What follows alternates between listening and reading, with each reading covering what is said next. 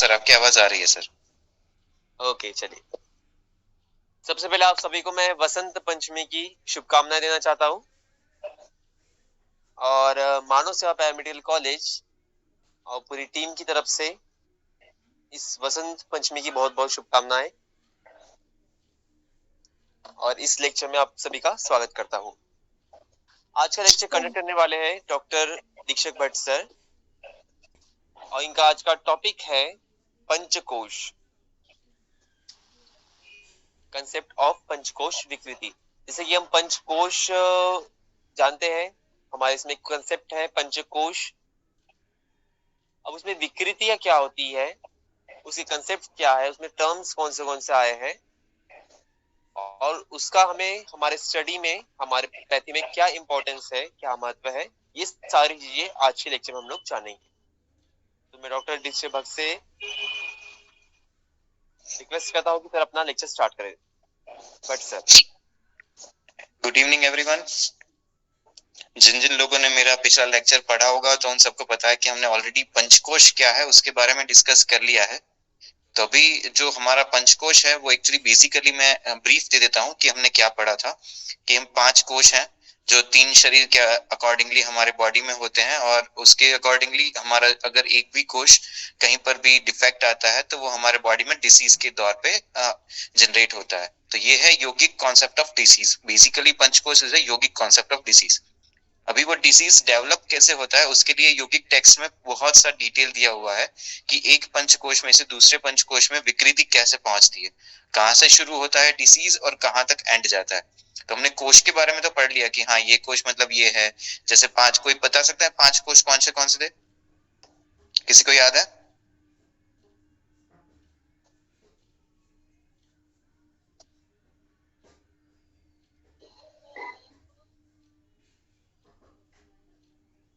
किसी को याद नहीं है?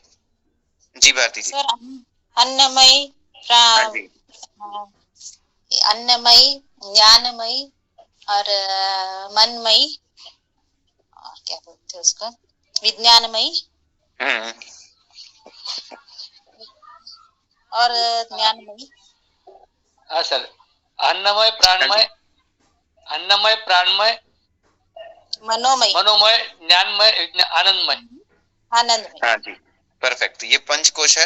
अब ये पंचकोश में विकृति कैसे कैसे होती है वो हमें आज समझना है। तो मैं आज पूरा रिवाइज नहीं करूंगा क्योंकि ये टॉपिक थोड़ा सा लेंथी है, हमारे पास टाइम बहुत कम है। और विकृति समझने से पहले हमें थोड़े से आयुर्वेदिक टर्म्स भी समझने पड़ेंगे क्योंकि जो पंचकोश विकृति का कॉन्सेप्ट है वो same Ayurvedic concept of disease के साथ मैच करता है।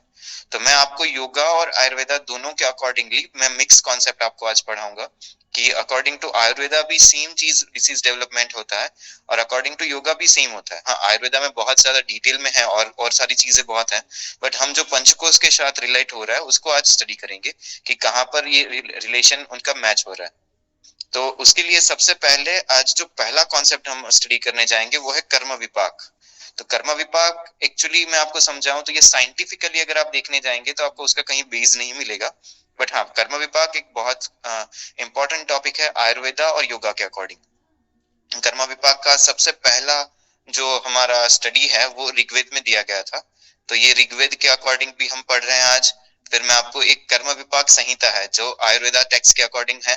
आयुर्वेदा और ऑल्सो आपने कर्म विपाक जो संहिता है वो देखा होगा कि जो ग्रहों या ज्योतिष शास्त्र स्टडी करते हैं तो वो लोग भी कर्म विपाक संहिता का उपयोग करते रहते हैं। तो ये कर्म विपाक संहिता, फिर ऋग्वेद और एक वेदांता टेक्स्ट है हमारा जिसमें भी कर्म के बारे में बहुत सारी डिटेल दी गई है। तो आज हम वो उन तीनों टेक्स्ट को मिला के जो हमारे लिए कॉन्सेप्ट में जरूरी है वो उतना बेसिक स्टडी करेंगे क्योंकि कर्म विपाक का कॉन्सेप्ट बहुत ही विशाल है क्योंकि पूरी संहिता लिखी गई है। तो उसके अंदर जितना डिटेल में जाएंगे उतना डिटेल में हमें पढ़ना पड़ेगा। तो हम जो अपने लिए जरूरी है, जो हमारे कॉन्सेप्ट के लिए जरूरी है, पंचकोश विकृति में कहाँ कर्म विपाक यूज होगा, तो उसके अकॉर्डिंगली पहले कर्म विपाक क्या है वो समझ लेते हैं। तो कर्म विपाक को मैं अगर अलग अलग करूं तो वो उसके 2 वर्ड्स निकलते हैं। एक निकलता है कर्म, दूसरा निकलता है विपाक। तो कर्म यानी कि हमारी एक्शंस, जो भी हम काम करते हैं हमारी लाइफस्टाइल में, जो भी जितने भी हम कोई भी हमारा कर्म करते हैं तो कर्म आप सबको पता है। विपाक मतलब रिजल्ट्स। जितने भी हम कर्म करते हैं उसका कोई ना कोई फल हमें मिलता है। तो ये जो फल है उसके बारे में ये पूरा स्टडी है, इसलिए उसको बोलते हैं कर्म विपाक। जो रिजल्ट्स हैं हमारे एक्शंस के, जो आज की हमारी इस लाइफ में या फिर पास्ट लाइफ में हमने कभी भी किया है, तो उन सब का रिजल्ट जो है वो फॉर्म होता है, और that is we have developed as a disease according to Ayurveda and yoga. अभी कर्म में क्या क्या इंक्लूड होता है, जो जिस कर्म विपाक जिसे हम बोलते हैं कि रिजल्ट, जहां हमें ये आज पढ़ना है। ऑब्वियसली कर्म अच्छे भी होते हैं बुरे भी होते हैं, बट अभी हम थोड़ा डिसीज के साइड पे थोड़ा फोकस ज्यादा करेंगे। तो डिसीज के साइड पे किसी की लाइफ में इंडिविजुअल प्रॉब्लम्स चल रहे हैं, तो that is also part of कर्म विपाक अकॉर्डिंग टू ऋग्वेद। फिर जनरल ऑनिंग है कि आपकी करंट लाइफस्टाइल जैसे है, आप जो लाइफस्टाइल अभी जी रहे हैं, अच्छी है बुरी है, जो भी है, मिडिल क्लास है, कोई अपर क्लास है, कोई लोअर मिडिल क्लास है, तो वो सब कहीं ना कहीं आपके पिछले जन्मों का जो कर्म है उसके अकॉर्डिंगली डिसाइड होता है। फिर आता है आपका सोशल सेटअप। सोशल सेटअप यानी कि मान लीजिए आपके दोस्त कितने हैं, फिर आपके घर परिवार वाले कितने हैं, और उनके साथ आपका रिलेशंस कैसा है। अगर वो आपका रिलेशंस एकदम बहुत अच्छा है तो वो आपके कर्म विपाक का फल है। फिर सेम चीज अगर आपका रिलेशंस कहीं ना कहीं बिगड़ रहा है किसी के साथ, तो that is also part of कर्म विपाक। और जो डिसीज होते हैं कि जिसके हमारे पास कोई जानकारी नहीं है कि ये डिसीज क्यों हुआ। आपने कई बार देखा होगा कि डॉक्टर्स बोलते हैं कि आपको ये डिसीज हुआ है, बट उसका नॉन कोज नहीं है हमारे पास, ये हमें पता नहीं चल रहा है कि ये डिसीज आपको कैसे हो गया। जैसे कोई सारे पेशेंट्स होते हैं जिनको कैंसर होता है, तो कैंसर का डिसीज का कोज नहीं हम मिलता, साइंटिफिकली हम ढूंढ नहीं पाते हैं कि इनको क्यों हुआ। उनके परिवार में कहीं पर भी हिस्ट्री नहीं होती, फिर भी वो डिसीज होता है। हम बोलते हैं कि ये जेनेटिकली ट्रांसफर हो सकता है, या बहुत सारे साइंस के टर्म्स हैं, बट कोई कोई कंडीशंस में ऐसी होती है जहां आपके पास कोई कॉज नोन ही नहीं है, कि आपको पता ही नहीं है डिसीज हुआ कैसे, क्योंकि ना तो उनके जेनेटिक्स में कहीं पर था, ना उनकी लाइफस्टाइल कोई फॉल्टी थी, बट फिर भी उनको ये डिसीज हुआ। जैसे फॉर एग्जांपल के तौर पे हम बताएं कि मान लो कोई एकदम आदमी है जिसको कोई बुरी आदत नहीं है, एकदम से हंसता खेलता रहता है, और उसको मतलब लाइफस्टाइल भी है, अगर आप उसके रिपोर्ट्स निकालोगे तो पूरे रिपोर्ट्स नॉर्मल है, कहीं कोलेस्ट्रॉल वगैरह कुछ भी नहीं आ रहा है, बट सडनली उसको हार्ट अटैक आता है, और हार्ट अटैक के दौर पे वो आदमी उसका डेथ हो जाती है। तो यहाँ पर हम क्या समझेंगे कि उसकी लाइफस्टाइल तो ठीक थी, वो तो हेल्दी लाइफस्टाइल जी रहा था, ना ही उसको कोई डिसीज था, ना ही कोई इंडिकेशन था हार्ट अटैक का, फिर भी उसको हार्ट अटैक क्यों आया। तो ऐसे जो कॉजेस हैं उसको हमने ऋग्वेद में या फिर वेदांता में ऐसा कहा गया है कि वो कर्म के अकॉर्डिंगली होते हैं, कि आपकी पास्ट लाइफ में जो आपने कर्म किए हैं उसका रिजल्ट आपको इस लाइफ में मिल रहा है, तो that is why you have suffered for particular diseases. अभी उसमें 3 प्रकार के कर्म होते हैं। जैसे हम समझे तो दो हमने ऑलरेडी, हमें पता है कि या तो हम अच्छे कर्म करते हैं या बुरे कर्म करते हैं। जैसे हम कॉमन टर्म्स में पाप और पुण्य के नाम से जानते हैं कि एक पाप होता है एक पुण्य होता है। तो अभी पुण्य है उसके बारे में थोड़ा सा डिस्कस करते हैं, पाप तो हमें ऑलरेडी डिस्कस करना ही है, बहुत सारे हैं। तो पुण्य क्या है, तो जो 3 प्रकार के कर्म है पुण्य में, उसमें आते हैं एक संचिता, प्रारब्ध, और फिर आता है क्रियाम। अभी संचिता क्या है, संचिता मतलब जो हमारी लाइफ में हम डेस्टिन है कि हाँ हमें ये कर्म तो करने हैं, हमारे अक्यूमुलेटेड कर्म की, जो हमारे जो होते हैं ना कि पास्ट लाइफ से भी आते हैं, फ्यूचर से भी आते हैं, जो मतलब लिखा हुआ है कि हाँ ये कर्म हम करने वाले हैं। और जो भी कर्म है उसके संचित कर्म के भी ऑलरेडी 3 प्रकार हैं, कि जो कर्म आपके हैं जिसके फ्रूट्स आप इस जन्म में या फिर अगले जन्म में एक लाइफ में लेना मुश्किल है, दैट इज संचित कर्म। कि आपके जो कर्म है वो पूरा है कि एक बर्थ हो गया, दूसरा बर्थ हो गया, तीसरा बर्थ हो गया, तो एक ही जन्म में आपको पूरा कर्म विपाक मिलना मुश्किल है, दैट इज संचित कर्म। अभी वो 3 प्रकार के हो गए, एक होगा शुभ, एक होगा अशुभ, और एक होगा मिश्र। तो संचित कर्म 3 प्रकार के रहते हैं, या तो शुभ कर्म का भी आपको फल मिलेगा, जितना आपने अच्छा काम किया है तो आपको उसका फल इस लाइफ में भी मिल सकता है, अगले लाइफ में भी मिल सकता है। फिर होता है अशुभ कर्म, और फिर आता है मिश्र कर्म। तो ये हुआ गए संचित कर्म जिसको आपने एंजॉय किया है, कि जो हमने जो कर्म हम यहाँ पर फील करते हैं, दैट इज संचित कर्म। अब आता है प्रारब्ध और आता है क्रियामना। प्रारब्ध कर्म मतलब जो आपकी प्रेजेंट बॉडी के ऊपर जो भी कर्म आपको फील होंगे, दैट इज प्रारब्ध कर्म। कि आपकी इसी लाइफ में इसी जन्म में आपको यही चीज आपको मिलने वाली है, तो वो प्रारब्ध कर्म है, कि आपको उसका फल इसी जन्म में मिलेगा। जैसे हम बोलते हैं कि कलयुग में सभी को कर्म का फल यही मिलने वाला है, तो दैट इज प्रारब्ध कर्म। फिर आता है क्रियामना। क्रियामना क्या है, क्रियामना यानी कि पास्ट लाइफ की जो हमारी पिछली बॉडी है उसके अकॉर्डिंगली, वो बॉडी कुछ भी हो सकती है, any kind of animal you would be, और आपके जो भी कर्म है उसका फल आपको मिलेगा, तो दैट इज क्रियामना। अब कर्म का रिजल्ट है, तो वो हमने ऑलरेडी पढ़ा है कि हमारे बॉडी के 3 शरीर होते हैं, सूक्ष्म शरीर, स्थूल शरीर और तीसरा कौन सा था, कोई याद करवाएगा?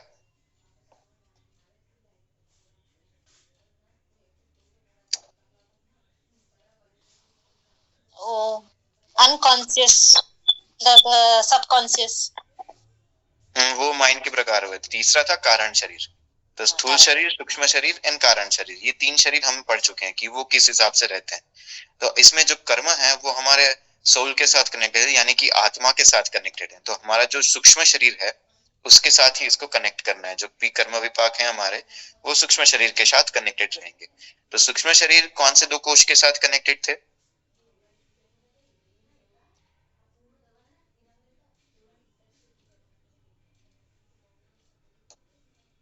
आप सबको थोड़ा सा वो कोश के बारे में, थोड़ा सा शरीर के बारे में आपको थोड़ा सा उसको दिमाग में रखना पड़ेगा, क्योंकि पंचकोश विकृति ऐसा कॉन्सेप्ट है कि मैं जितना डिटेल में जाऊंगा उतना सारे कॉन्सेप्ट्स को आपको एक साथ मिला के चलना पड़ेगा, तब जाके आप उसको समझ पाएंगे। क्योंकि वो कॉम्प्लिकेटेड है, तो मैं हो सकेगा उतना आपके लिए सिंप्लीफाइड करने जा रहा हूँ।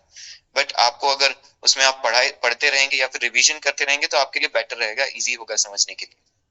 कोई बात नहीं, हम शरीर के ऊपर पंचकोश विकृति के बाद में आएंगे, कौन सा कोश कनेक्ट करता है। अभी वापस कर्म विपाक पे आ जाते हैं। तब तक आप लोग याद कर लीजिए कि कौन से शरीर में कौन से कोश आते थे, जो हम ऑलरेडी पढ़ चुके हैं। तो हमारा जो आत्मा है उसके साथ या सूक्ष्म शरीर के साथ ये जो कर्म विपाक है वो कॉन्सेप्ट पूरा जुड़ता है। अभी कर्म विपाक है उसका हमने ऑलरेडी पढ़ चुका कि जो भी कर्म है, तो एक आत्मा है वो शरीर बदलती रहती है, एक शरीर से दूसरे शरीर, तीसरे शरीर। तो ये क्या हो गया कि जब भी उसकी डिजायर्स हैं वो फुलफिल नहीं होती, जो भी उसकी विश है वो फुलफिल नहीं होगी, तब जाके वो एक शरीर से दूसरे शरीर में जब जाएगी तो उसके साथ वो अपने कर्मों का फल लेके जाएगी कि हाँ ये कर्म इस जन्म में होगा, ये कर्म दूसरे जन्म में होगा। वो अच्छा भी हो सकता है, बुरा भी हो सकता है, आपकी इस जन्म में भी मिल सकता है, अगले जन्म में भी मिल सकता है। तो ये हो गया पूरा कर्म का, अच्छे कर्मों का बात। अभी हम बात करते हैं बुरे कर्मों की, जिसको हम बोलते हैं पाप। तो पाप के भी 3 प्रकार हैं, एक है मानसिक, एक है वाच्य और एक है केना। केना यानी कि फिजिकल बॉडी, वाच्य यानी कि ऑरली, और मानसा यानी कि मानसिक यानी कि मेंटली। तो हम जो भी पाप है हम 3 प्रकार से कर सकते हैं। एक कर सकते हैं हम मेंटल लेवल पर, एक कर सकते हैं हम ऑरल लेवल पर। जैसे मान लीजिए आपका किसी के साथ झगड़ा हुआ है और आप उनको गाली गलौज कर रहे हैं, तो दैट इज वाच्य, आपने जो पाप किया है वो वाच्य है। अगर आप किसी के बारे में बुरा सोच रहे हैं तो दैट इज ऑल्सो अ पाप, दैट इज मानसिक पाप। और एक है फिजिकल, या आपकी किसी के साथ लड़ाई झगड़ा हो गया, आपने मारपीट की, तो दैट इज ऑल्सो केना। केना यानी कि वो आपका पाप हो गया फिजिकली। तो ये 3 प्रकार के पाप होते हैं। अभी हम उसमें भी डिटेल में नहीं जाएंगे क्योंकि ये बहुत लंबा टॉपिक है कर्म विपाक का। हम अभी जो अपने कॉन्सेप्ट के लिए जरूरी है उसका बेसिक से पढ़ सकते हैं। अभी ये जो पाप करते हैं उसका रिजल्ट आता है आपकी जो डिसीज है उसमें, क्योंकि हमें डिसीज के अकॉर्डिंग समझना है। तो वो कौन से डिसीज हैं जो हमारे ऋग्वेद में या फिर कर्म विपाक संहिता में या फिर वेदांता टेक्स्ट में, ये तीनों में इन सब का वर्णन है। और इन तीनों में दिया गया बौद्धिक टेक्स्ट जो है, जो बौद्ध धर्म को पालन करते हैं, उनके टेक्स्ट में भी ये चीज दी गई है। तो हम बेसिकली हल्का सा उसका देख लेते हैं कि कौन से डिसीज क्यों होते हैं अकॉर्डिंग टू कर्म विपाक कॉन्सेप्ट। जैसे एक डिसेंट्री हो गया, तो डिसेंट्री जो डिसीज है उसमें ऐसा लिखा गया है हमारे वेदों में कि अगर आप अपनी वाइफ को छोड़ के चले जाते हैं या फिर उनको अकेला छोड़ देते हैं और आप कहीं और भटकते रहते हैं, तो दैट इज द रीजन कि आपको डिसेंट्री नेक्स्ट बर्थ में मिलेगा। फिर आता है डिसेप्निया। डिसेप्निया है कि किसी का खाना हम छीन लेते हैं, या फिर हम जैसे कोई खाना खा रहा है तो उसको खाने नहीं दे रहे हैं, तो that is a reason for the dyspnoea. फिर आता है रक्तपीत। रक्तपीत यानी कि हेमरेज। किसी को भी हेमरेज होता है तो वो रॉन्ग मेडिकेशंस, ये डॉक्टर्स के लिए है कि अगर वो डॉक्टर रॉन्ग मेडिकेशंस किसी को देते हैं या फिर गलत एडवाइस हम किसी को देते हैं रिगार्डिंग टू एनी डिसीजेस, तो वो रक्तपीत या हेमरेज के रूप में आता है हमारे अगले जन्म में। फिर आता है जॉन्डिस, यानी कि किसी का पैसा हम छीन लेते हैं, तो that is resulted into jaundice. तो ऐसे बहुत सारे डिसीज के अभी मैं एक्चुअली पूरा वो डिटेल में पढ़ने जाऊंगा तो बहुत टाइम निकल जाएगा। तो हर एक डिसीज का डिस्क्रिप्शन उसमें दिया गया है कि कौन से डिसीज क्यों होते हैं। तो हमारे मतलब हमें बेसिक यहाँ पर ये समझना है कि कर्म विपाक ऐसा है कि जो भी हमारी कार्मिक ब्रीडिंग है कि जो इस जन्म है वो हमारी इलनेस का रीजन है। हमें कोई भी डिसीज हो रहा है तो उसका रीजन कहीं ना कहीं हमारे कर्म है, इस जन्म के या फिर पिछले जन्म के, कहीं ना कहीं हमारे कर्म हमें उस तरह पर लेके जाते हैं। अभी ये जो कर्म है उसका डिस्क्रिप्शन कौन करता है, कौन डिसाइड करता है कि आपको ये कर्म मिलेगा या नहीं? ये पूरा जो कर्म का डिसीजन वाला कॉन्सेप्ट है वो साइंस में नहीं है, वो ज्योतिष शास्त्र में यूज होता है। जैसे कि हमें कर्म के अकॉर्डिंगली अगर देखेंगे तो शनि है वो लॉर्ड ऑफ द कर्मा माना जाता है। तो जो भी हमारे कर्म है उसका डिसीजन होता है शनि से। और जो ईश्वर है, जबकि वेदांता टेक्स्ट में ऐसा लिखा गया है कि जितने भी इफेक्ट्स हैं कि आपके जो कर्म है उसमें क्या रिजल्ट मिलेगा, कौन से इफेक्ट है, तो दैट इज कंट्रोल्ड बाय ईश्वर यानी कि शनि।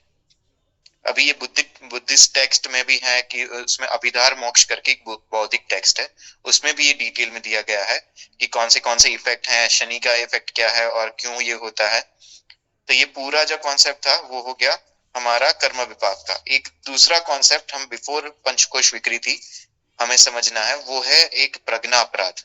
ये पूरा आयुर्वेदिक कॉन्सेप्ट है और ये आयुर्वेदिक कॉन्सेप्ट हम इसलिए पढ़ रहे हैं क्योंकि प्रज्ञा अपराध भी इतना ही इंपॉर्टेंट कॉन्सेप्ट है पंचकोश विकृति के समझने के लिए जितना ही कर्म विपाक है।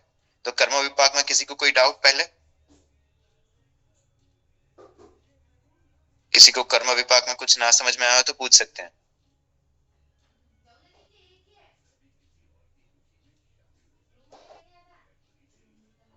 चलिए ठीक है, तो आई थिंक मेरे ख्याल से सबको कर्म विपाक समझ में आ गया कि कर्म विपाक क्या चीज है।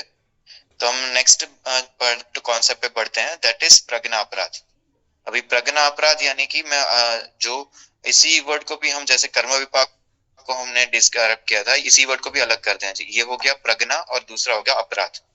तो प्रज्ञा यानी आपका इंटेलेक्ट, जो भी आप इंटेलेक्चुअल है, विजडम है, हमारा बुद्धि है, तो दैट इज प्रज्ञा। और अपराध यानी कि सबको पता है कि अपराध क्या होता है, यानी कि कोई भी जजमेंट एरर है, डिफेक्ट है, या फिर हमारा जो पाप या पुण्य जिसे हम अपराध के दौर पे गिन सकते हैं। पर आयुर्वेदा में उसको एरर के रूप में गिना है कि आपका जो इंटेलेक्चुअल एरर है या फिर आपका डिफेक्टिव जजमेंट है कि आपकी जो सोचने की क्षमता है, कहीं ना कहीं आपने गलत डिसीजन ले लिया, तो दैट इज प्रज्ञा अपराध।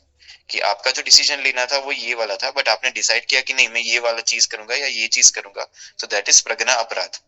अभी प्रज्ञा यानी कि जो इंटेलेक्ट है, विजडम है, जजमेंट है, उसमें सब कुछ आप काउंट कर सकते हैं। आपकी जो डिस्टिंग्विश कैपेसिटी है कि आपको दोनों ऑप्शन दिए जाते हैं कि हाँ ये वाला सही है, ये वाला बेटर है, तो वहां पर जो जरूरत पड़ती है कि ये बेटर है, जो इवोल्यूशन करना पड़ता है, तो वो इवोल्यूशन कहाँ से होता है, that is prajna. According to Ayurveda, बुद्धि जिसे हम बोलते हैं, आयुर्वेदा में उसको प्रज्ञा नाम दिया गया है।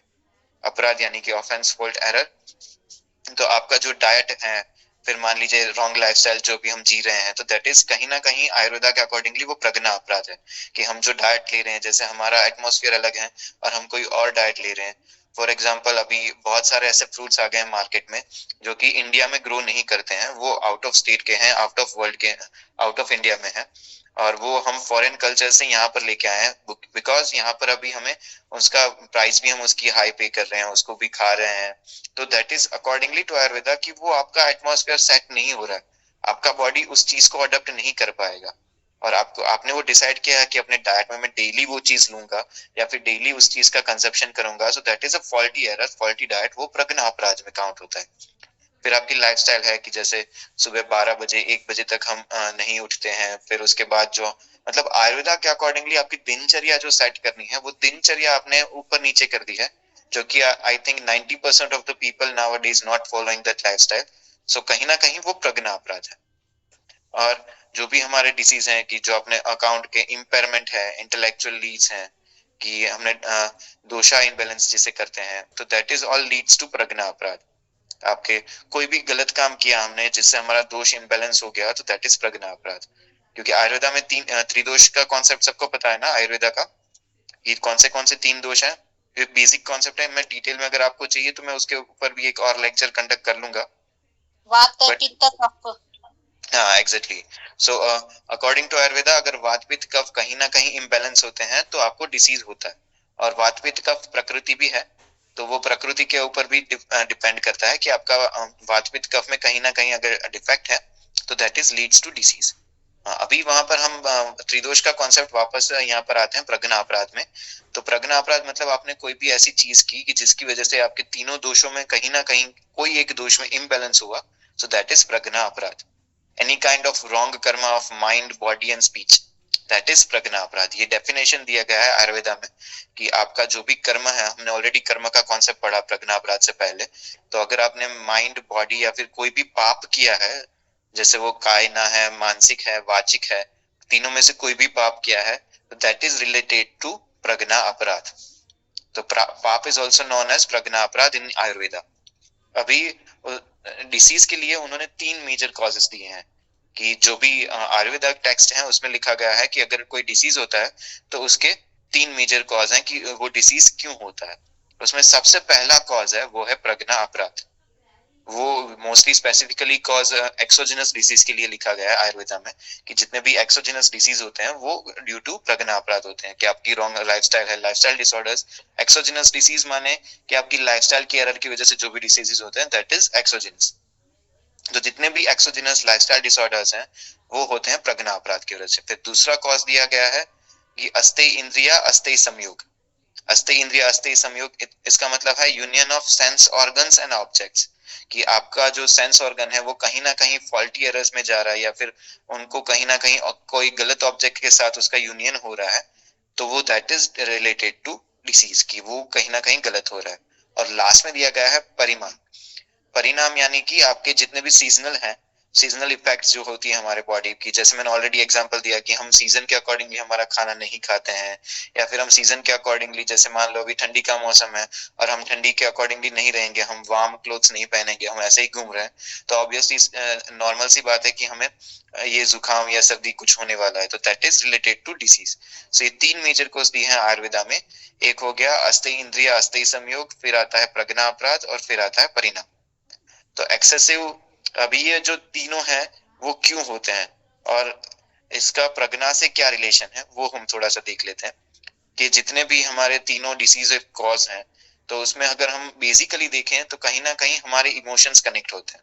अभी हम इमोशंस को कंट्रोल, क्योंकि हमने सेंसेस के बारे में पढ़ा कि अगर आपके सेंसेस हैं वो कहीं ना कहीं गलत राह पे चल रहे हैं तो सेंसेस की वजह से भी डिसीज हो सकते हैं।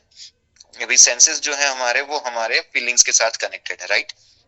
तो जैसे कि इमोशंस ऑफ जेलसी है, ग्रीफ है, फियर है, एंगर है, इगोइज्म है, किसी के बारे में नफरत है, तो जितने भी सारी गलत फीलिंग्स हैं वो सारी की सारी प्रज्ञा के अकॉर्डिंगली प्रज्ञा अपराध में काउंट होती है, कि आपकी जितनी भी फीलिंग्स हैं गलत किसी के बारे में, दैट इज प्रज्ञा अपराध। अभी हम इंटेलेक्चुअल फंक्शनिंग है, क्योंकि हम प्रज्ञा पढ़ रहे हैं, तो प्रज्ञा यानी कि इंटेलेक्ट। तो आयुर्वेदा में इंटेलेक्ट को भी बहुत डिटेल में समझाया गया है कि इंटेलेक्ट यानी क्या चीज है, कि हमारी, अगर हम यहाँ पर समझ रहे हैं कि हमारी बुद्धि में गलत डिसीजन लेना है, हमारी बुद्धि है वो अगर गलत इमोशंस के साथ कनेक्ट कर रही है, तो एक्चुअली हमारी बुद्धि क्या है वो भी हमें समझना पड़ेगा, क्योंकि तभी जाके हम समझ पाएंगे कि हाँ ये वाला सही चीज है, ये वाला गलत है। अभी बुद्धि फंक्शनिंग कैसे करती है, तो इंटेलेक्चुअल फंक्शनिंग, उसके लिए 3 टर्म्स दी हैं आयुर्वेदा में, धी, धृति एंड स्मृति। तो धी मतलब इंटेलिजेंस, कि आपका जो भी विजडम है, इंटेलिजेंस है, वो धी हो गया। फिर आता है धृति। धृति यानी रिस्ट्रेन, आपका जो काम या कनेक्टेड माइंड ऑफ स्टेट है, कि आप कनेक्टेड रहते हैं, काम रहते हैं, शांत रहते हैं, तो दैट इज रिस्ट्रेन माइंड, यानी कि धृति। और फिर आता है स्मृति। स्मृति यानी कि मेमोरी। तो एक सबसे पहला हो गया आपका स्टेट जहां पर आपका विजडम आप यूज करते हैं, नॉलेज यूज करते हैं, तो दैट इज दी इंटेलिजेंस। दूसरा आ गया कि आप नॉर्मल स्टेट में, काम स्टेट में, पीसफुल स्टेट में आराम से बैठे हुए और तब जाके आपका माइंड वर्क करता है, जैसे बॉडीली फंक्शनिंग करता है, तो दैट इज धृति। और फिर आ गया स्मृति, यानी कि मेमोरी जो है आपकी, मेमोरी के बेस पे आप जो भी डिसीजन लेते हैं, तो दैट इज स्मृति। तो ये 3 प्रकार से हमारा बुद्धि वर्क करता है अकॉर्डिंग टू आयुर्वेदा। और उन तीनों में कहीं ना कहीं कुछ भी आएगा तो वो उसे हम भ्रम बोलते हैं, विस्भ्रम। According to Ayurveda that is known as visbhram, कि कहीं ना कहीं कोई डिफेक्ट आती है, कोई प्रॉब्लम आती है, तो दैट इज भ्रम। तो हम सबसे पहले देखते हैं धी का। धी विस्भ्रम क्या है, कि आपका इम्प्रॉपर जजमेंट हो गया, गुड बैड डिसीजंस हैं, बेनिफिट नॉन बेनिफिशियल है, कि आपने डिसीजन ऐसा ले लिया कि जो आपको बेनिफिट नहीं कर रहा है, सो दैट इज धी विस्भ्रम। फिर आता है धृति विस्भ्रम। धृति यानी कि आपका जो कंट्रोल स्टेट ऑफ माइंड है, कि आपके सेंसेस पे आपका कंट्रोल है, तो वो अगर सेंसेस का कंट्रोल चला गया, जैसे कि बैड हैबिट्स हो गई, अल्कोहल हो गया, सिगरेट स्मोकिंग है, जो भी आपकी बैड हैबिट्स हैं, दैट इज कंसिडर्ड इन धृति विस्प्रम। और फिर लास्ट में आता है स्मृति विस्प्रम।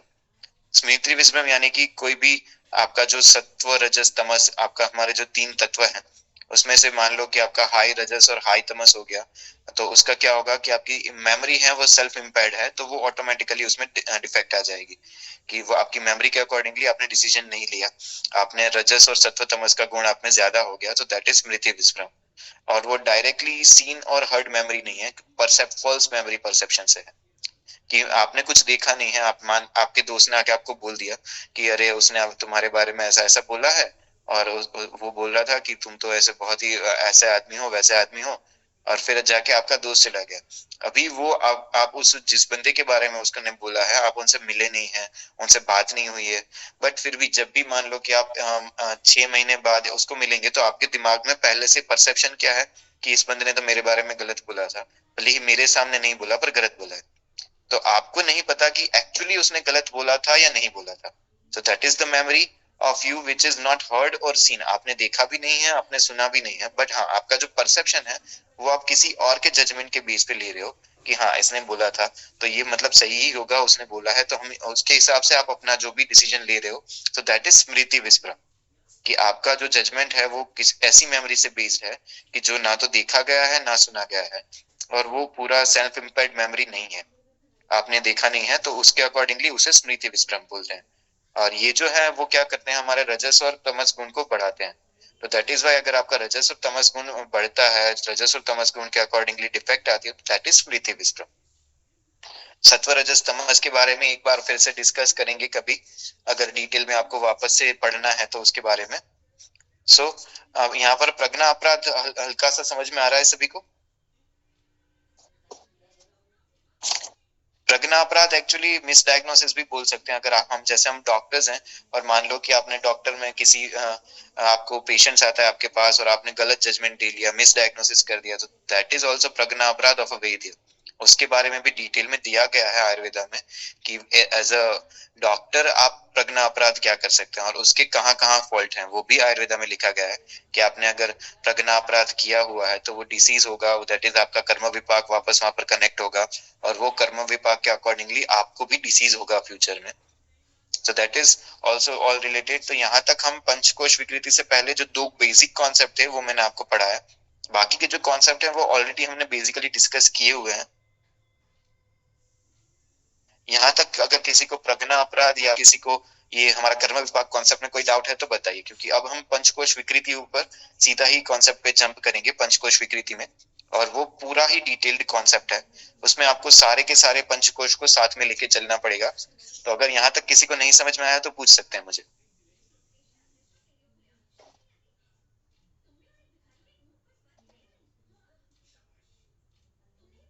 आई थिंक किसी को डाउट नहीं है। मैं ऐसा समझता हूँ कि मुझे बहुत अच्छा समझाना आता है, क्योंकि आप सबको या तो कोई समझ ही नहीं रहा है या किसी को एकदम समझ में आ रहा है। 2 ही पॉसिबिलिटी होते हैं अगर क्वेश्चंस नहीं है तो। अगर बहुत अच्छे हाँ जी बोलिए।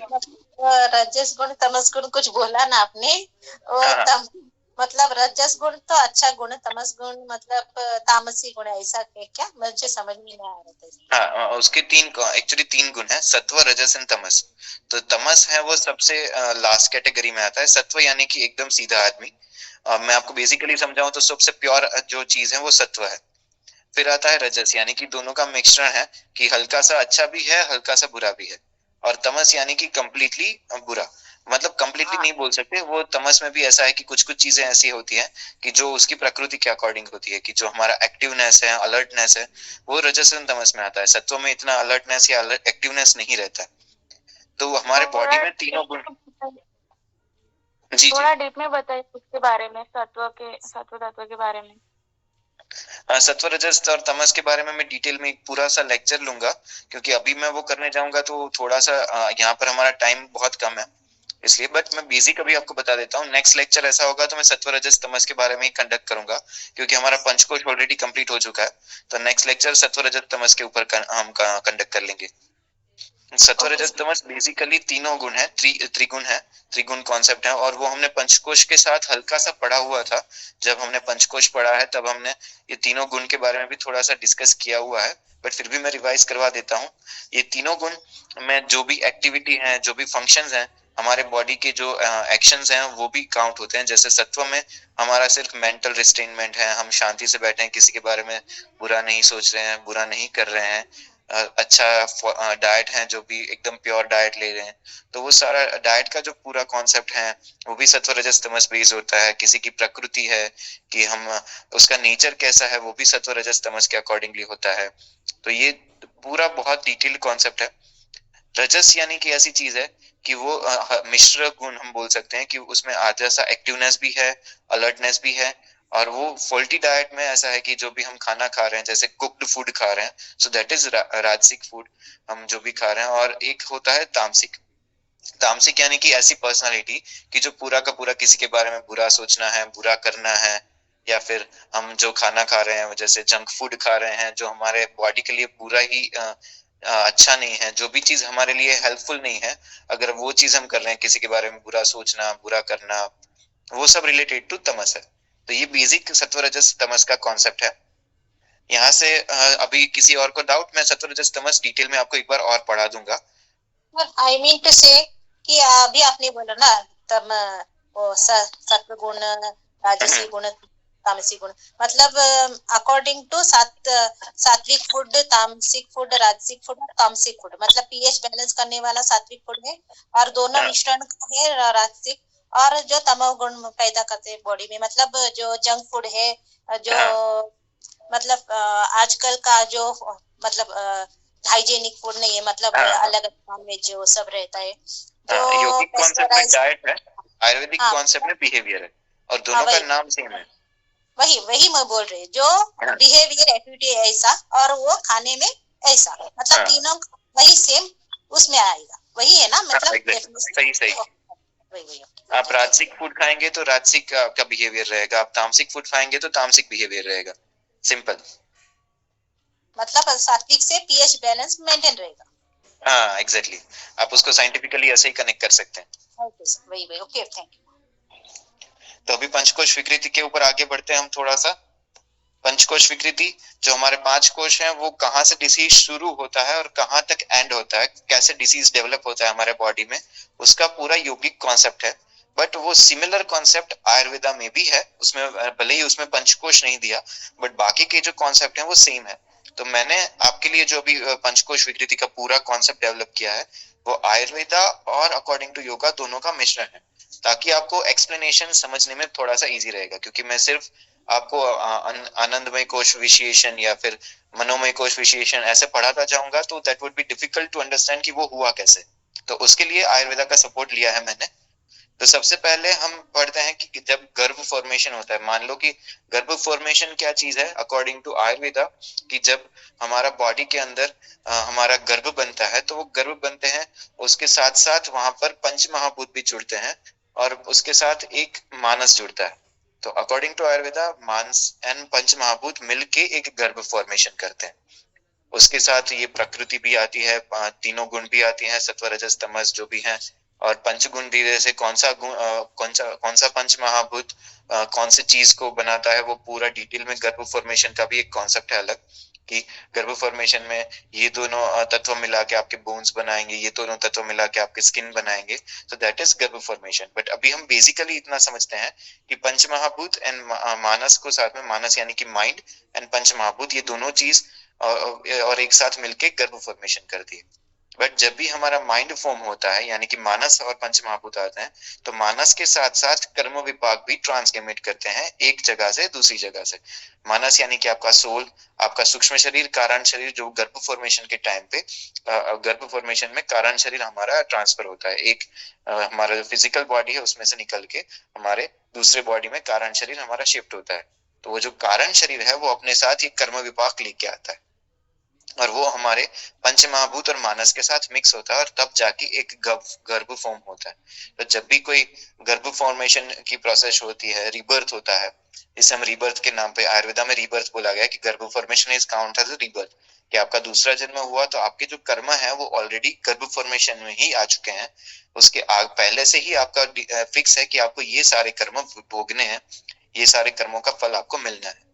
तो दैट इज फर्स्ट प्रोसेस, कि वहां पर पूर्व जन्म की जितनी भी आपकी वृत्ति है, पूर्व जन्म में आपने जो भी अच्छा या बुरा काम किया है, जो कर्म विपाक हैं, वो ऑलरेडी आपके पंच महाभूत और मानस के साथ गर्भ फॉर्मेशन में ही आ जाते हैं। जो आपके पास लाइफ कर्म है अभी वो ऑलरेडी आपके बॉडी में आ गए हैं, तो उससे क्या होगा कि वो कर्म विपाक ऑलरेडी वर्क्स ऑन अ सूक्ष्म शरीर। तो हमारा कारण शरीर है वो सारी कर्म विपाक को लेके आया है, तो हमारा सूक्ष्म शरीर वहीं पर इफेक्ट हो गया कि जब हमारा बर्थ होने वाला है तो हमने जो भी कर्म किए हैं उसकी वजह से हमारा सूक्ष्म शरीर ऑलरेडी अफेक्टेड स्टेट में है।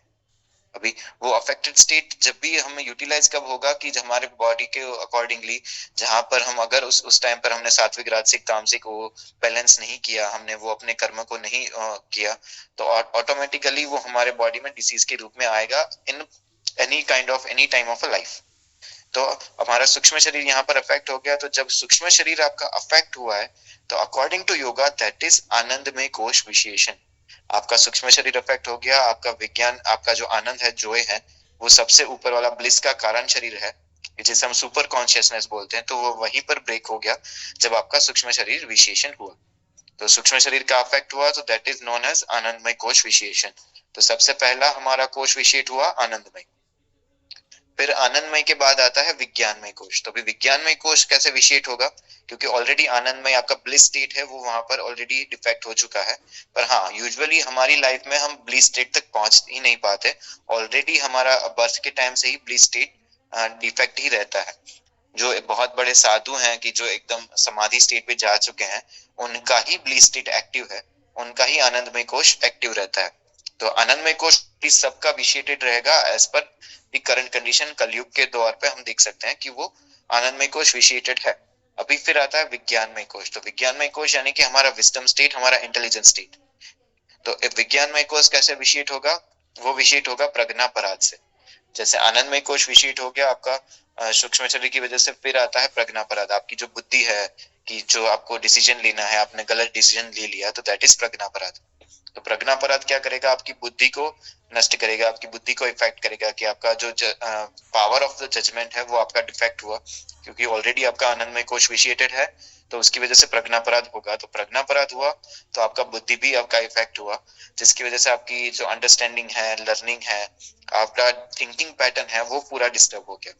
कि आपकी जो थिंकिंग पैटर्न थी सही गलत का डिसीजन लेने की, वो पूरा का पूरा वहां पर इफेक्ट हुआ। और उसकी वजह से क्या होगा कि आपकी जो गुड हैबिट्स हैं, वो आपका परसेप्शन है कि ये सही वाला है, ये गलत वाला है, तो आपकी गलत हैबिट्स, आप गलत रास्ते पे चलना शुरू करेंगे, फॉल्टी डाइट्स लेंगे, फॉल्टी बिहेवियर होगा, whatever the happening due to pragya अपराध।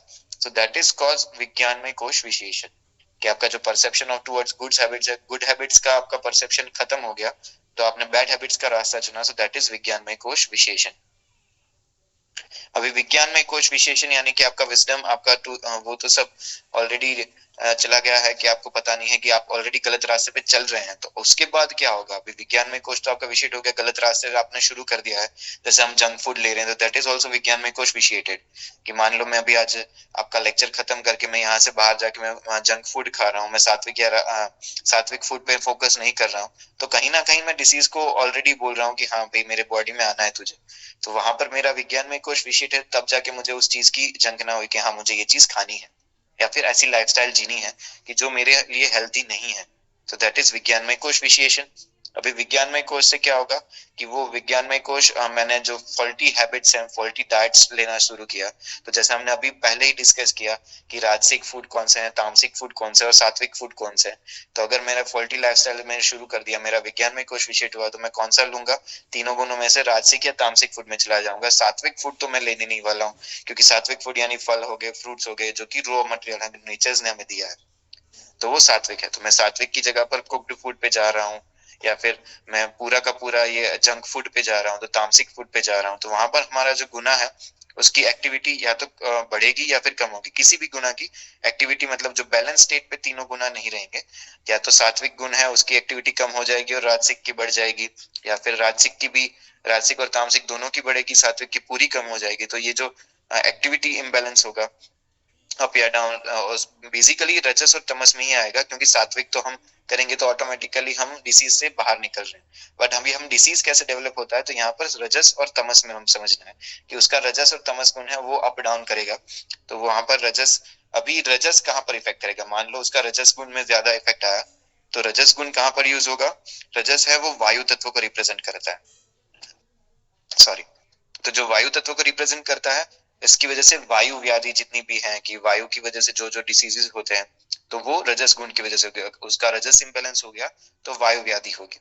और मान लो अगर मैं बोलता हूँ कि उसका तमस गुण है वो इफेक्ट हो रहा है, तो तमस गुण की वजह से क्या होगा कि उसका कफ तत्व रिप्रेजेंट करता है, तो जितने भी डार्कनेस है, डलनेस है, डिप्रेशन है, ये जितने भी डिसीज हैं, कि मेंटल डिसीज हैं, कि जो डार्कनेस के रिलेटेड है, कफ प्रकृति के रिलेटेड है, तो वो वहां पर विशिट होता है, तो वो तमस गुण की वजह से होता है। तो अगर तमस गुण में कोई इफेक्ट आता है तो that is leads to depression, mental illness.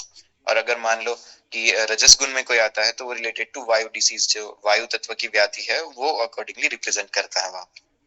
हाँ, तो अभी यहाँ पर हम ये समझते हैं कि मान लो उनके तत्व वापस से हम कॉन्सेप्ट में आते हैं कि सत्व रजस का कॉन्सेप्ट हम बाद में पूरा सा ले लेंगे। अभी जो तो हमारे तत्व हैं वो डिफ्लेक्ट हो चुके हैं, विज्ञान में कुछ विशिट हो गया, उसकी वजह से हमारे तत्व इम्बैलेंस हो गए। अभी तत्व इम्बैलेंस हो गए तो उसकी वजह से हमारा जो बॉडी का फंक्शन है वो भी डिस्टर्ब होगा, रजस डिस्टर्ब हो गया तो वायु डिस्टर्ब होगा, जैसे हमने डिस्कस किया, तो वो वायु का फंक्शन बिगड़ेगा, तो उसकी वजह से नाड़ी का फंक्शन भी बिगड़ेगा, जो हमारी ईडा पिंगला नाड़ी है, जो हमारा प्राण वायु चल रहा है, वहां पर वो भी विशिट होगा ईडा पिंगला में। अब ईडा पिंगला नाड़ी के साथ साथ क्या होगा कि हमारा जो चक्र है, कि जो हमारा वायु डिस्टर्बेंस हुआ है, तो मैं अभी सिर्फ एक ही कॉन्सेप्ट पे पढ़ा रहा हूँ, अगर दूसरा डिसीज हुआ है तो आपको उसके अकॉर्डिंगली उसको भी कोरिलेट करना पड़ेगा। अब मैं सिर्फ वायु व्याधि के अकॉर्डिंगली समझा रहा हूँ, बट अगर तमस गुण हुआ है तो वो तो ऑलरेडी आपको समझ में आ ही जाएगा कि बहुत ईजी है कि कौन से आप चीज को कनेक्ट कर सकते हैं, नाड़ी सब में डिफेक्ट होगी। अभी वायु डिसीज हुआ है तो वो आज्ञा चक्र के साथ रिलेट होगा, क्योंकि आज्ञा चक्र है वो वायु डिस्टर्बेंस के साथ कोरिलेट करता है। तो अगर वो कोरिलेट हुआ है, जिसे हम आयुर्वेदिक टर्म्स में बोलते हैं दशविध प्राण विशेषण, हमने प्राणा ऑलरेडी समझा हुआ था कि कौन से 10 प्राण है और कौन से प्राण का क्या फंक्शन है, वो हमने पिछले 2-3 लेक्चर्स में ऑलरेडी डिस्कस किया हुआ है। सो जो आज्ञा चक्र है वो वायु डिस्टर्बेंस करेगा, वायु डिस्टर्बेंस की वजह से जो हमारे 10 के 10 प्राण है, कि जिसके फंक्शन वो हमारे बॉडीली फंक्शंस के लिए रिप्रेजेंट करते हैं, वो सारे के सारे प्राण डिस्टर्ब हो जाएंगे, क्योंकि ईडा पिंगला नाड़ी भी डिस्टर्ब हुई है, पहले नाड़ी डिस्टर्ब हुई, उसकी वजह से वायु डिस्टर्ब हुआ, वायु डिस्टर्ब हुआ तो दशविध प्राण विशेषण हुआ। अभी दशविध प्राण विशेषण हुआ, दैट लीड्स टू प्राणमय कोश विशेषण, क्योंकि प्राणा में इफेक्ट हो गया, मतलब आपका प्राणमय कोश वहां पर बिगड़ गया। तो यहाँ पर वापस आता है प्राणमय कोश विशेषण, कि जो प्राणमय कोश है उसमें डिफेक्ट आ गया। अभी प्राणमय कोश में डिफेक्ट आएगा तो बेसिक सी चीज है, सबसे पहला सिम्टम्स क्या दिखेगा, फास्ट या फिर रैपिड और शॉर्ट ब्रीदिंग, कि आपका ब्रीदिंग है वो एकदम से शॉर्ट हो जाएगा, एकदम से फास्ट हो जाएगा, दैट इज बेसिक सिम्टम। क्योंकि हमने पहले पंचकोश में पढ़ा था कि प्राणमय कोश और अन्नमय कोश हमारे बॉडीली सिम्टम्स को रिप्रेजेंट करते हैं, मनोमय कोश, विज्ञानमय कोश, आनंदमय कोश में बॉडीली सिम्टम्स नहीं दिखेंगे। अगर वो प्राणमय कोश तक पहुंचता है कोई डिसीज, तो तब जाके आपको बॉडीली सिम्टम्स दिखेंगे, तब तक बॉडी सिम्टम्स में नहीं आएगा। तो अभी प्राणमय कोश हमारा ऑलरेडी विशेषण में आ चुका है, तो उसके बाद सबसे पहला होगा आपका ब्रीदिंग चेंज होगा। सबसे फर्स्ट थिंग आपने सिंपली नोटिस किया होगा कि जब भी आपको गुस्सा आता है तब भी आपकी ब्रीदिंग बहुत फास्ट या शॉर्ट हो जाती है। जब भी आपको कोई मतलब कोई भी इमोशंस आप फील करते हैं तो आपकी ब्रीदिंग सबसे पहले इफेक्ट होती है। क्यों? क्योंकि आपका जो भी इमोशन है that is related to pragya अपराध यानी विज्ञान में कोश। तो विज्ञान में कोश में से धीरे धीरे पहुंच के सबसे पहला बॉडी सिम्टम्स है आपका ब्रीदिंग। तो आपका ब्रीदिंग जैसे ही इफेक्ट होगा, आपका कोई भी इमोशंस आप फील कर रहे हैं, जैसे अगर आप बहुत ज्यादा खुश हैं तो आपकी ब्रीदिंग बहुत नॉर्मल रहेगी, बहुत शांत हो जाएगी, आप लंबी सांस लेंगे, गहरी सांस लेंगे। तो that is also related to this panchkosh visheshan. आप अपने बॉडी को पूरा कनेक्ट कर सकते हैं। कोई भी कॉन्सेप्ट है योगा का, वो आप बेसिकली प्रैक्टिकली लाइफ में आप समझ सकते हैं कि कहाँ और किस तरह से कनेक्ट होता है। तो सबसे पहला symptom fast and short breathing, फिर आता है प्राणा अफेक्ट हुआ है तो उसके साइकोलॉजिकल फंक्शंस भी इफेक्ट होंगे, जो हमने ऑलरेडी पढ़ा था कि कौन सा प्राण कौन सा फंक्शन करता है। कार्डियोवास्कुलर है, प्राण, अपान, व्यान, उदान, समान, मैंने वो ऑलरेडी 2-3 लेक्चर्स में डिस्कस किया है, तो मैं वापस डिस्कस नहीं करता कि कौन सा प्राण कौन सा फंक्शन यहाँ पर रिप्रेजेंट करेगा, कौन सी सर्कुलेटरी सिस्टम के साथ काम कर रहा है। तो वो पूरे के पूरे बॉडी के साइकोलॉजिकल फंक्शन है, जैसे सर्कुलेटरी सिस्टम है, एंडोक्राइन सिस्टम है, जितने भी सिम्टम्स है वहां कहीं ना कहीं डिफेक्ट करेगा, क्योंकि ऑलरेडी वो प्राण वहां पर डिफेक्ट हो चुका है। उसके बाद आता है एनाटॉमिकल फंक्शन, क्योंकि अगर हमारे सिस्टम्स में फंक्शन में डिस्टर्ब हो गया तो हमारे एनाटॉमिकली फंक्शन है वहां पर भी डिस्टर्ब आएगा, कि जो बॉडी का फिजिकल स्टेट है उसको डिफेक्ट करेगा। कि आपका जो मान लो जैसे आपका कार्डियोवैस्कुलर सिस्टम में प्रॉब्लम शुरू हुआ है, आपका वो वायु है वहां पर डिफेक्ट हो चुका है, तो उससे क्या फंक्शन में डिफेक्ट आएगा, जैसे आपको चेस्ट पेन आ रहा है तो दैट इज एनाटॉमिकल फंक्शन, कि आपका जो एनाटॉमिकल फंक्शन है कि आपको बॉडीली पेन शुरू हुआ है, तो दैट इज रिलेटेड टू आपका सबसे पहले आपका ब्रीदिंग चेंज हुआ, फिर आपका साइकोलॉजिकल फंक्शन चेंज हुआ, फिर आपका बॉडीली सिम्टम शुरू हुआ, चेस्ट पेन है, अजाइना है, so that is related to. अभी जब आपको बॉडी में आपके सिम्टम्स दिखने लगे हैं, पेन वगैरह शुरू हुआ है, तो दैट इज नॉन एज अन्नमय कोश विशेषण। तो आपका जो अन्नमय कोश है वो यहाँ पर विशेष हो गया, कि आपको बॉडी में भी अभी पेन शुरू हो गया है, बॉडी में पूरे सिम्टम्स दिखाई दे रहे हैं बॉडी में। और यहाँ पर जब अन्नमय कोश में कोई भी डिसीज पहुंच चुका है, उसका मतलब जितने भी पंच कोश हैं वो पांचों पांच कोश उसके बिगड़ चुके हैं, और जो उसके चक्रा है वो सारे के सारे 7 चक्रा पूरे के पूरे इम्बैलेंस हो चुके हैं, और ये जो स्टेट है उसे हम बोलते हैं डिसीज एज पर योगा। तो अगर आपके पांचों कोश में कहीं ना कहीं प्रॉब्लम शुरू हो गई तो that is lead to disease in yoga. So ये है पूरा आपका yogic concept of disease development. जो आज तक हमने पूरा कॉन्सेप्ट पढ़ा था पहले से लेके अभी तक, वो सिर्फ हम यहाँ तक समझने के लिए था कि हमारा जो डिसीज कॉन्सेप्ट है वो कैसे डेवलप्ड होता है अकॉर्डिंग टू योगा। तो अगर आपको डायग्नोसिस लेना है, योगिक डायग्नोसिस लेना है, तो आपको उसके पंचकोश के अकॉर्डिंगली पूरा डायग्नोसिस देखना पड़ेगा, कि कौन सा कोश कहाँ पर विशेष हो रहा है, कहाँ पर कौन सी चीज हो रही है। प्रज्ञा अपराध हो रहा है तो विज्ञानमय कोश से आप रिलेट कर सकते हो, फिर प्रज्ञा अपराध नहीं हुआ है तो आप उसको प्राणमय, अगर उनका सिर्फ ब्रीदिंग पे फोकस है तो प्राणमय कोश से रिलेट कर सकते हो। तो ये जो पूरा कॉन्सेप्ट है डिसीज का, अगर आप उसको ध्यान से समझेंगे तो आपका डायग्नोसिस बहुत इजी हो जाएगा, आप रूट कोज से वर्कआउट कर पाओगे। मैंने आपको समझाया कि आनंदमय कोश से लेके अन्नमय कोश तक डिसीज कहाँ से कैसे आगे डेवलप होता है। जब डिसीज हो गया है तो वो कहाँ से क्यों डेवलप हुआ है, ये पूरा का पूरा कॉन्सेप्ट आज को आपको मैंने पूरा क्लियर करवाया। जैसे अभी मैं हल्का सा समझा दूं कि विशेषण विज्ञानमय कोश में होगा तो वो डिसीज होगा। अगर विज्ञानमय कोश में कोई भी विशेषण है, अगर हमने ध्यान नहीं रखा तो ही डिसीज के दौर पे जाएगा। अगर विज्ञानमय कोश यानी कि हमारा फॉल्टी परसेप्शन है, प्रज्ञा अपराध हमने नहीं किया, तो वो डिसीज के रूप में नहीं जाएगा। तो हमारी कहीं ना कहीं हमारा डिसीज है वो starts with the mind as per yoga, कि आपके माइंड में ही सबसे पहले डिसीज आएगा, उसके बाद फिजिकल बॉडी में आता है। तो अगर आपको फिजिकल बॉडी में डिसीज नहीं चाहिए तो आपको माइंड से ही पहले प्रज्ञा अपराध को निकालना पड़ेगा। फिर आता है मेंटल इलनेस या साइकोसोमेटिक डिसऑर्डर्स, तो वो है फिजिकल डिसऑर्डर्स का रूट कॉज। ऐसा हम बेसिकली अकॉर्डिंग टू योगा समझ सकते हैं कि जो मेंटली हमारी कैपेसिटी है कहीं ना कहीं फॉल्ट आ रहा है, तो वो मेंटल इलनेस हुआ या फिर साइकोसोमेटिक डिसऑर्डर्स हो गए। तो बेसिकली सिंगल लाइन में मैं समझाऊं तो psychosomatic disorder leads to physical disorders according to yoga. तो ये था पूरा कॉन्सेप्ट ऑफ पंचकोश विकृति। यहाँ तक किसी को कुछ समझ में नहीं आया हो पंचकोश विकृति में तो मुझे पूछ सकता है।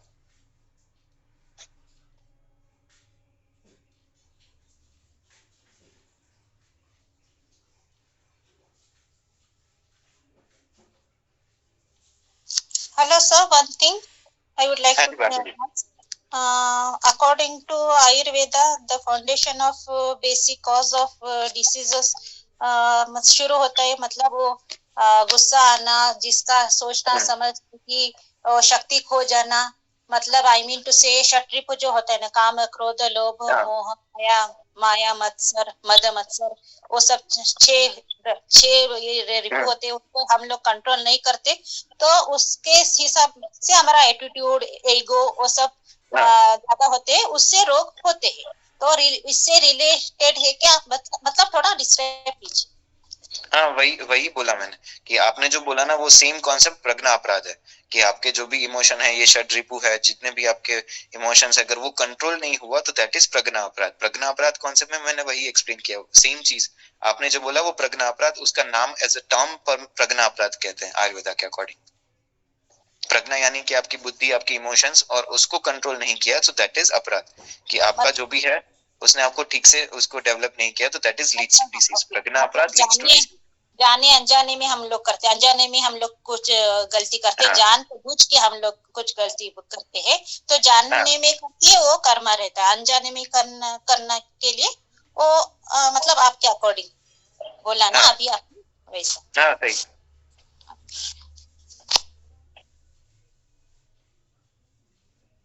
तो आपने अभी जो बोला ना सब कुछ, उसका थोड़ा मतलब नोट्स थोड़ा दीजिए, क्वेश्चंस दीजिए, हाँ। जो जो क्वेश्चंस आ सकते हैं। मैं एक्चुअली पूरा नोट्स बना ही रहा हूँ, मुझे ऑलरेडी सर का मैसेज आया था, 2-3 बार सर ने रिमाइंड किया है, बट एक्चुअली क्या है कि मैं अभी थोड़ा सा बहुत बिजी हूँ, तो मेरे नोट्स आधे प्रिपेयर्ड हो चुके हैं, बट मैं ट्राई करता हूँ हो सकेगा उतना जल्दी आप सबको ये सारे पंचकोश कॉन्सेप्ट का पूरा नोट्स में दूंगा, कर्म विपाक और ये प्रज्ञा अपराध सबका पूरा कंप्लीट नोट्स में आपको सेंड कर दूंगा, हो ओके, सकेगा नोट्स उतना जल्दी करता मतलब क्वेश्चंस चाहिए था, मतलब जो जो क्वेश्चंस एग्जाम से रिलेटेड हो सकता है वो क्वेश्चंस थोड़ा भेजे तो अच्छा रहता। हूँ। ठीक है, मैं ट्राई करता हूँ उसके लिए भी। Okay, thank you, thank you.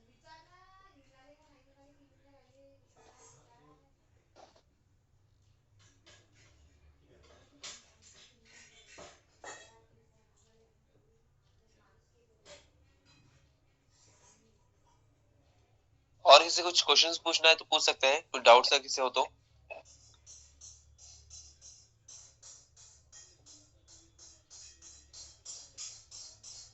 Sir इसका रेफरेंस कहाँ से मिल सकेगा? पंचकोश विकृति का, या फिर आपको प्रज्ञा अपराध वगैरह का चाहिए? आप किसका रेफरेंस एक्चुअली पूछे, क्योंकि ये मैंने जो आपको बोला वो तीनों 3-4 टेक्स्ट का मिक्स है। अच्छा, तो मतलब अगर मतलब कंसेप्ट बहुत अच्छी है, अगर डीप में पढ़ना हो तो फिर हमें अगर बुक्स के रेफरेंस मिल जाएंगे तो वो बुक्स हम परचेज कर लेंगे। ये एक्चुअली ऐसा है कि जैसे ये कर्म विपाक है या प्रज्ञा अपराध है, तो प्रज्ञा अपराध आपको पूरा कॉन्सेप्ट है, वो आयुर्वेदिक टेस्ट है, ये आयुर्वेदिक के 3 टेक्स्ट हैं, वो तीनों टेक्स्ट में अवेलेबल है, चरक संहिता में भी आपको मिल जाएगा प्रज्ञा अपराध का कॉन्सेप्ट, फिर आपको सुश्रुत संहिता में भी उसका थोड़ा बहुत डिटेल में मिल जाएगा, और एक दूसरा एक और टेक्स्ट है जिसका मेरे पास, मैं अभी नाम भूल गया, उसमें डिसीज के अकॉर्डिंग दिया गया है, वो पूरा उसमें डिसीज का डिस्क्रिप्शन है, पर उसमें भी प्रज्ञा अपराध का हल्का सा मेंशन है। बाकी बेसिकली आयुर्वेदा के जितने भी टेक्स्ट हैं उसमें चरक संहिता में सबसे ज्यादा है प्रज्ञा अपराध के बारे में। कर्म विपाक का जो कॉन्सेप्ट है वो आपको ऋग्वेद में मिल जाएगा, वो कर्म विपाक आपको सेम चरक संहिता में भी मिलेगा, और कर्म विपाक के लिए आयुर्वेदा में कर्म विपाक संहिता करके पूरा एक अलग टेक्स्ट दिया है, तो कर्म विपाक संहिता में भी मिल जाएगा। अगर बौद्धिक टेक्स्ट आप फॉलो करेंगे तो उसमें अभिधार मोक्ष करके एक टेक्स्ट है जिसमें कर्म विपाक का पूरा कॉन्सेप्ट है, डिसीज रिलेटेड भी उसमें दिया गया है, तो आप वो सब चीजें कर सकते हैं। और पंचकोश का है वो तो मैंने ऑलरेडी लास्ट टाइम आप सबको बताया हुआ था कि पंचकोश हमने कहाँ से लिया हुआ है, क्यों पढ़ा हुआ है, तो आई थिंक वो आप सबको याद रहेगा कि कहाँ से लिया था, या सब लोग भूल चुके हैं उसको। मैंने सबसे पहले लेक्चर में वो जब पंचकोश शुरू किया था तब मैंने आपको बताया था उपनिषद से है। पंचकोश का पूरा कॉन्सेप्ट तैतरीय उपनिषद का है, अगर आपको वो डिटेल में पढ़ना है तो आप तैतरीय उपनिषद में पढ़ सकते हैं, उसमें पंचकोश विकृति का भी कॉन्सेप्ट है, बट उसमें ये प्रज्ञा अपराध और उसका रिलेशन आपको नहीं मिलेगा, क्योंकि वो आयुर्वेदा टेक्स्ट के साथ मैंने कनेक्ट किया था। उसमें सिर्फ आपको आनंदमय कोश कैसे विषेट होता है, अन्नमय कोश, विज्ञानमय कोश कैसे विषेट होता है, वो सब डिटेल में आपको तैतरीय उपनिषद में मिल जाएगा।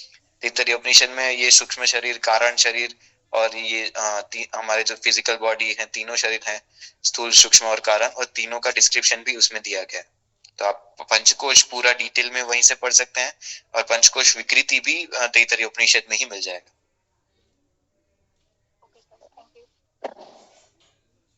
हेलो सर, वन थिंग, प्रज्ञा हाँ जी। मतलब प्रज्ञा अपराध बोले तो मतलब विजडम से, हमारा बुद्धि से जो अपराध करते हैं वो प्रज्ञा हुआ ना, जो लैक ऑफ नॉलेज से करते हैं ना उसको क्या बोलते हैं? किसको? Lack of knowledge.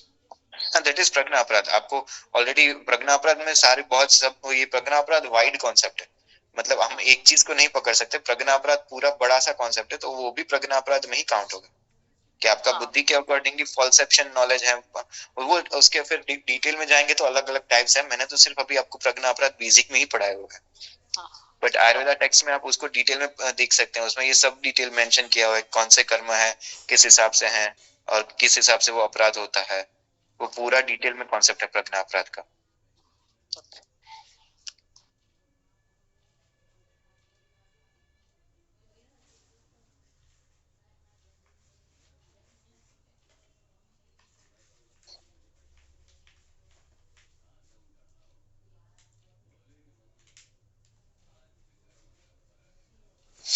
हमारा आज का कॉन्सेप्ट एक्चुअली पंचकोश विकृति था, तो इसलिए मैंने कर्म विपाक और प्रज्ञा अपराध फिर गुण, ये तीनों कॉन्सेप्ट को मैंने बेसिक में लिया है ताकि आप पंचकोश विकृति समझ सकें। बट अगर आपको जरूरत पड़ेगी तो मैं उस कॉन्सेप्ट के लिए अलग से लेक्चर एक पूरा कंडक्ट कर लूंगा, क्योंकि वो इतने डिटेल्ड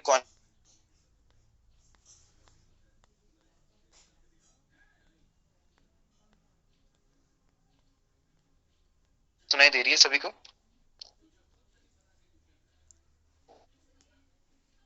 हेलो सर।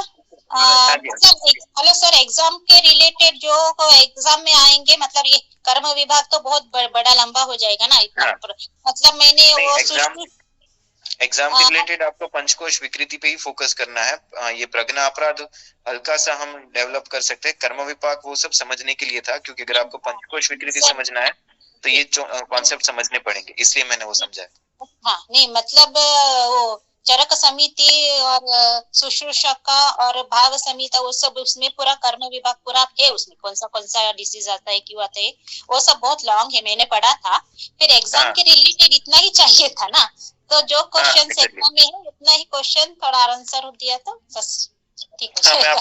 मैं आपको मटेरियल भेजूंगा, उसमें मैं शॉर्ट फॉर्म करके जितना जरूरी है उतना ही मटेरियल में डालूंगा, मैं पूरा डिटेल में नहीं दूंगा मटेरियल, डोंट वरी, जितना हम पढ़े हैं उतना ही मैं दूंगा। मतलब नॉलेज के हिसाब से मैंने वो पूरा बुक पढ़ा था, बस एग्जाम के हिसाब से पूछ लिया। Okay, no problem, thank you.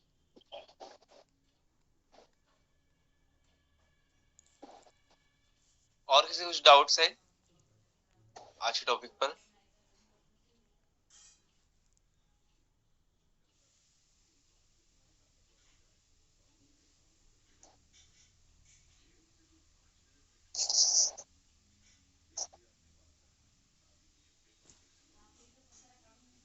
Okay sir, शायद अभी कुछ डाउट्स नहीं है किसे? No doubt sir. ओके, तो आज के लेक्चर यहाँ स्टॉप करते हैं सर। और एक चीज मैं रिक्वेस्ट करना चाहूंगा कि जैसे अभी हमारी कॉलेज की तरफ से, मानसा पैरामेडिकल कॉलेज की तरफ से हम लोग गेस्ट लेक्चर रखते हैं अलग अलग, और ऐसे क्लासेस भी शुरू कर रहे हैं हम लोग, तो उसी साथ साथ अगर एक टेस्ट भी लिया जाए वीकली तो अच्छा रहेगा। आपको कैसा लगता है सर? सर आपका माइक म्यूट है सर। सॉरी, मैं ये बोल रहा था कि हम टेस्ट कंडक्ट कर सकते हैं सर, आइडिया अच्छा है ना। एक अगर तो बच्चों का रिवीजन भी हो जाएगा और स्टूडेंट्स को पता चल जाएगा कि हमारा स्टडी कितना हुआ है। एग्जैक्टली। हाँ, तो एक टेस्ट भी हम लोग कंडक्ट करते हैं, वैसे हम लोग शेड्यूल कर सभी स्टूडेंट्स को बताकर हम लोग एक टेस्ट भी कंडक्ट करेंगे। सर एक रिक्वेस्ट है, टेस्ट कंडक्ट करने से पहले अगर सर के एक बार नोट्स मिल जाएंगे तो हमें अच्छे से रिवीजन कर पाएंगे ना। जी जी बिल्कुल, सभी को जब नोट्स मिल जाएंगे तो उसके बाद ही हम लोग टेस्ट कंडक्ट करेंगे। ठीक है, चलेगा। तो ठीक है, आज का क्लास स्टॉप करते हैं। और आप लोग सभी लोग जो स्टूडेंट्स हैं सभी अपने कलीग्स को सभी को लिंक दे सकते हैं। सभी के लिए ये ओपन क्लास है, सभी ये एक इंफॉर्मेटिव की टाइप क्लास है, जिससे इंफॉर्मेशन मिलता है, हमारे हेल्थ रिलेटेड है, डेली लाइफ स्टाइल से रिलेटेड है। तो आप सभी लोग अपने कलीग्स को, अपने फ्रेंड सर्कल में भी ये लिंक शेयर कर सकते हैं, सभी लोग इसे ज्वाइन कर पाएंगे, कोई इसका चार्जेस नहीं होता है, फ्री ये सबके लिए क्लास रहता है। ठीक है, तो आज का क्लास यही स्टॉप करते हैं। थैंक यू, सभी लोग लीव कर सकते हैं।